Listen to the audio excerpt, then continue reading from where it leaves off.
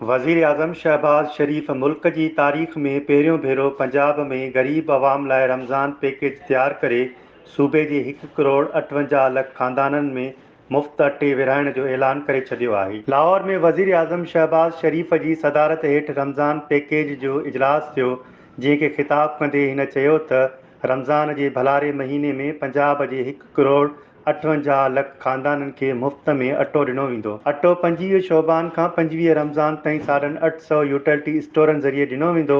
अटे जी चोरी रोकण लाइ जदीद टेक्नोलॉजी इस्तेमालु कई वेंदी। वज़ीर आज़म कंहिं हिकु मख़सूस सूबे लाइ न हूंदो आहे, उहो सभिनी सूबनि लाइ हूंदो आहे। वज़ीर आज़म शहबाज़ शरीफ़ खे हिकु नज़र कंदे अहिड़ो ऐलान सभिनी सूबनि लाइ करणु खपंदो हो। सॼो मुल्क गुज़िरियल हिकु वॾे वक़्त खां अटे जे बहिरान खे मुंहुं ॾेई रहियो आहे। अहिड़ी सूरत-हाल में अॻूणे वज़ीर आज़म इमरान ख़ान जी हुकूमत में कणिक जा हज़ारे टन अफ़गानिस्तान खे ॾिना विया ऐं मथां वरी बरसाति ऐं ॿोॾि खां पोइ कणिक घटि मिक़दार में लहण करे अटे जो बहिरान पैदा थियो आहे। सिंध में हिन वक़्तु अटे जी उहा सूरत-हाल आहे जो उहो महांगे अघ ते विकिरो कयो पियो वञे, जंहिंखे ख़रीद करणु ग़रीब माण्हू जे वस खां ॿाहिरि आहे।